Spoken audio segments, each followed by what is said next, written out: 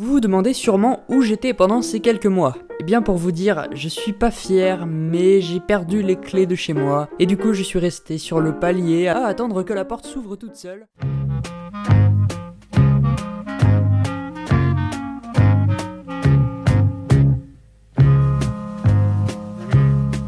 Bon, je ne pouvais évidemment pas commencer cet épisode sans vous remercier pour tous vos retours vraiment extraordinaires sur l'épisode de l'Overboard et en général, vous êtes vraiment géniaux. De plus, je voulais m'excuser à propos de mon manque d'activité. Plagiat Antoine Daniel! Oui, ça fait longtemps. Il y avait plusieurs facteurs liés à ça, mais maintenant j'ai un petit peu plus de temps, je vais faire ce que je peux, cependant je ne vous promets rien, cela reste quand j'ai envie et le temps. Mais surtout, restez bien jusqu'à la fin de la vidéo, j'ai quelques petites annonces à vous faire, et ça va envoyer du lourd! Pour ce second épisode, je vais parler d'un objet de la vie courante qui paraît assez simple mais qui nous cache bien des secrets. J'ai nommé la clé. Et oui, j'ai honte du titre de l'épisode.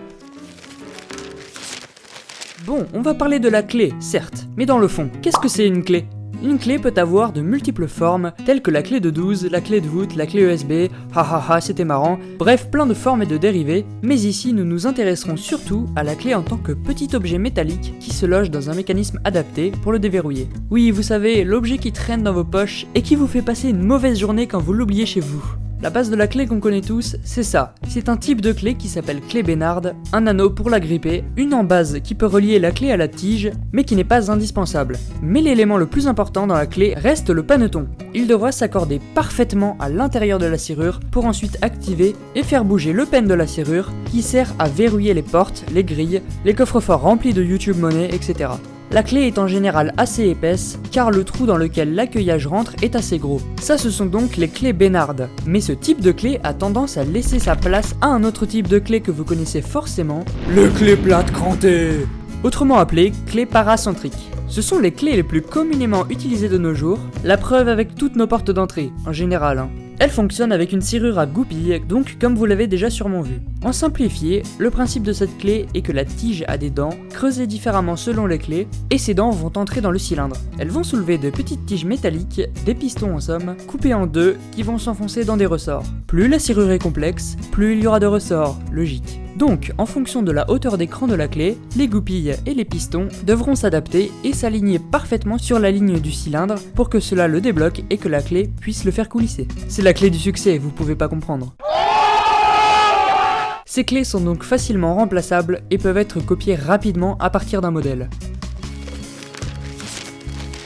Vous avez vu comment fonctionne la clé. Mais la clé, ça vient d'où en fait ? Eh bien Jamy, il faut revenir à l'étymologie du mot pour comprendre. Prenez le mot clé. Oui bon, fallait bien que je la sorte cette blague.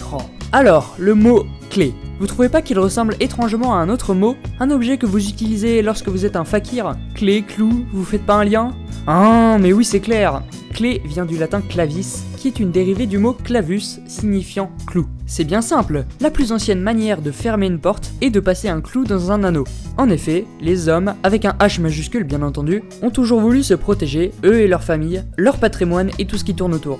Parlons d'abord du côté ancien utilitaire de la clé. Tout d'abord, l'homme eut l'idée d'assembler du bois pour créer une porte. À l'époque, je peux vous dire que c'était une révolution. Ceci est une révolution. Mais même si cela procurait plus d'intimité et de sécurité, le problème c'est que tout le monde pouvait ouvrir leur porte. Sachant donc qu'il pouvait faire encore mieux, l'homme a inventé l'ancêtre de la clé, un objet de verrouillage qui pouvait fermer complètement la porte. Voilà, abonnez-vous.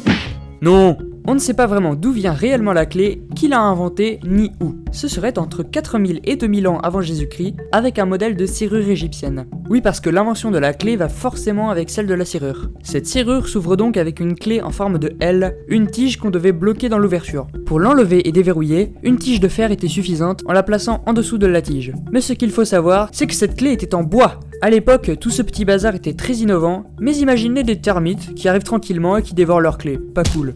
Ceci était donc le premier prototype de serrure clé à proprement parler, qui a d'ailleurs inspiré bon nombre de civilisations, qu'elles viennent de Chine, Iran, Inde, Afrique. Et puis les Hébreux sont arrivés pour apporter des petites améliorations. Pour ouvrir, la solution était d'enfoncer la clé dans les trous du pen pour ensuite simplement tirer, et cela ouvrait.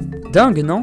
Et si on améliorait encore un tout petit peu ce système, non ? Grâce à l'ajout d'une rotation, on pouvait ensuite littéralement donner un tour de clé. Les Romains étaient aussi pas mal avancés de leur côté. Eux avaient des clés en bronze, ce qui était quand même beaucoup plus résistant, on peut le dire. Ils essayaient toujours de perfectionner leur système de serrure, à tout agencer au millimètre près, ils étaient au top de l'innovation à l'époque. Il faut dire aussi que quand on utilise des cadenas pour condamner des esclaves, cela doit être de bonne qualité si tu ne veux pas qu'ils se rebellent. Ces Romains avaient une particularité au niveau de la clé qui leur compliquait légèrement la vie. Leur clé était à poser sur des bagues. Ils devaient donc poser cette bague sur la serrure avec un mouvement vertical puis horizontal, un mouvement pour décondamner le peine et l'autre pour l'actionner. Et ce qui est intéressant aussi, c'est que les Romains mariés avaient chacun un exemplaire identique de cette bague clé pour ouvrir la porte de leur maison. Il y avait tout un côté union symbolique derrière. Si vous cherchez une idée d'alliance originale, vous êtes servi. Laissons cette période de côté pour laisser place à la période suivante. En Europe, environ pendant le XIIe siècle, pendant que certains rois faisaient leur bourrin à construire de grandes portes résistantes avec d'énormes clés et des murailles, les orfèvreries travaillaient de leur côté pour toujours améliorer les clés. Les clés à anneaux viennent d'ailleurs de cette période, plus faciles à transporter dorénavant. Mais le XVe et XVIe siècle regorgent de plus en plus de choses intéressantes à propos de celle-ci. Cette époque est clairement celle qui montre que la clé n'avait pas qu'une valeur utilitaire et qu'elle était aussi un objet d'art et symbolique. Les clés en métal commençaient vraiment à se différencier entre elles de par leurs ornementations et motifs singuliers. Ah oui, ça pouvait donc être très long de penser et créer des ensembles de serrures clés uniques, pouvant prendre parfois quelques années. Au moins, c'était pas bâclé. D'ailleurs, la serrurerie était tellement appréciée que François Ier a créé le métier de serrurier, c'est-à-dire que pour une perte de clé, une personne était responsable de l'ouverture en force de la serrure et uniquement lui. Sinon, quick la tête pour le crocheteur. Ah bah, il rigolait zéro avec les clés, ça c'est sûr. Ah, si vous vous demandiez aussi, c'est le roi Henri II, ce petit pervers, qui a eu l'idée de créer une clé qui passe partout, du Fort Boyard, pour rentrer où il veut, notamment dans les chambres de ses maîtresses. Bon, aussi car les serrures devenaient de plus en plus compliquées, il faut le dire. Le XVIIIe siècle voit la naissance des clés en acier par l'Angleterre, mettant un peu plus à l'écart la France. Mais le XIXe siècle fut réellement un changement pour l'histoire de notre petite clé. Les maîtres serruriers avaient de plus en plus de mal à s'adapter aux changements industriels naissants. Même s'ils gardaient un rôle nécessaire, l'ornementation de qualité étant toujours en vogue. Cependant, le temps passa à une vitesse folle, et la clé dut laisser sa finesse de côté pour ne garder que sa sécurité, sa fonction première. Les gens préféraient davantage garder leurs bijoux, etc. de côté, dans des coffres-forts sécurisés, plutôt qu'ils soient beaux. Des systèmes de sécurité de ce genre ont donc vu le jour.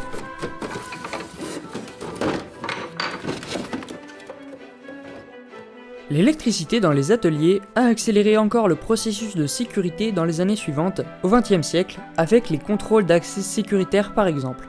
Aujourd'hui, la clé est devenue un outil indispensable pour tous. Nous avons toujours un porte-clés qui traîne non loin. Malgré l'apparition des systèmes de fermeture électronique, la clé demeure fiable et simple, résistant tout de même à l'apparition de tous les systèmes magnétiques et technologiques. Elle tend donc vers plus d'esthétisme et de sécurité, tout en étant plus pratique. C'est pourquoi les clés plates crantées laissent de plus en plus place à de nouveaux types de clés, comme la clé radiale par exemple. C'est une clé qui a le même fonctionnement que l'autre, des goupilles qui doivent être à la bonne hauteur, mais cependant ce sont des points creusés le long de la clé. On peut aller jusqu'à un très grand nombre de points, ce qui augmente donc son prix, sa difficulté à être copiée et sa sécurité. Aussi, cette clé peut déverrouiller la serrure dans les deux sens, ce qui est quand même pratique quand vous rentrez d'une soirée. Oui, je vous ai vu. Ce sont sur le marché des clés et des serrures de très haute qualité, idéal si vous avez un Picasso chez vous. Depuis l'invention de la clé, sa forme s'est améliorée de plus en plus, certes, mais au final pour garder le même fond, la sécurité. D'ailleurs, on remarque qu'un culte de la sécurité est de plus en plus présent à travers le monde, notamment aux États-Unis, où les habitants ont, je souligne bien, en général, tendance à s'enfermer à triple tour. Oui, c'est bien triste de ne pas avoir confiance en ce monde à ce point-là. J'ai parlé tout à l'heure de la bague clé romaine symbolique, mais il reste d'autres symboliques à aborder. La clé représente la connaissance, la clé ouvre des portes, elle représente donc l'accès à la connaissance quand on passe la porte, nous permet de savoir quelque chose et de posséder la clé pour comprendre. La liberté.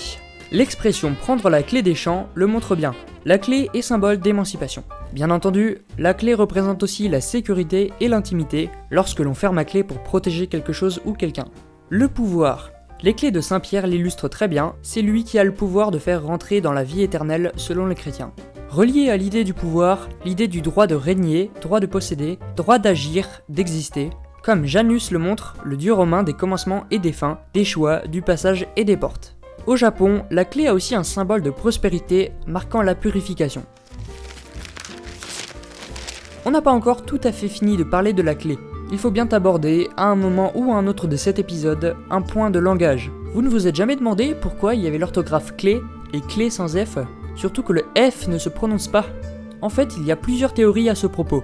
Selon certains, le pluriel clé serait devenu clé parce qu'un F gênait le S à l'écrit vers la fin du 18e, début 19e siècle. Par la suite, du pluriel clé serait né le singulier clé.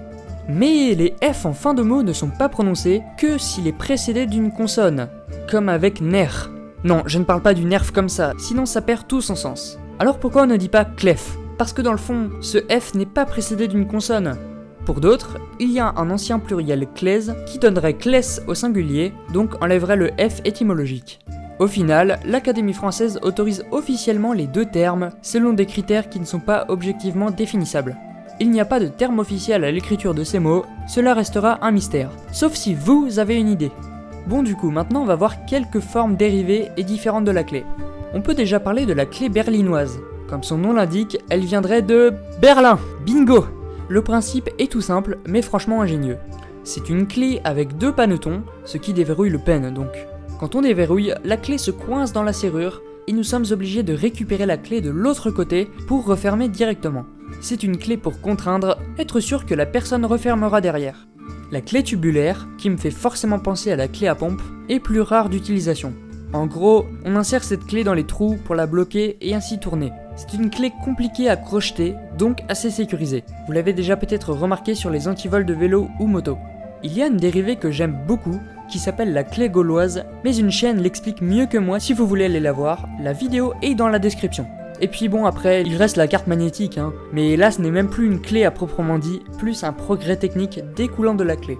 Maintenant que vous savez tout sur la clé, je peux enfin vous laisser. N'hésitez surtout pas à dire un prochain thème d'objet, parce que je vous rappelle que je choisis les objets dans les commentaires. Je voulais vous dire aussi que j'avais mis quelques petits indices sur Twitter pour le sujet de la vidéo, donc n'hésitez pas à me follow pour avoir quelques petits indices futurs, ou même discuter avec moi, je suis très ouvert à ce niveau-là.